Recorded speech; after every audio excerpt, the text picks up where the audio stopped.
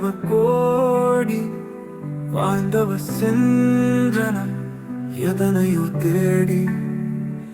இறப்பினை தடுப்பதும் பிறப்பினை கொடுப்பதும் இயற்கையின் நியதியில் இறைமையின் கடமை.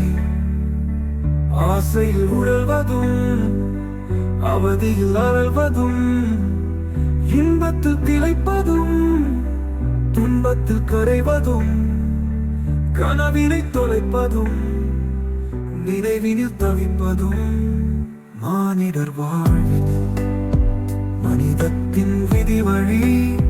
சொந்தத்தின் விலங்குகள் கைகளை பிணைத்திட, பந்தத்தின் உறவுகள் கால்களை அழுத்திட, பாசத்தின் சுமைகளை நெஞ்சினில் சுமந்திடும் மனிதனின் பயணத்தில் வழியெல்லாம் உணர்வலைகள்.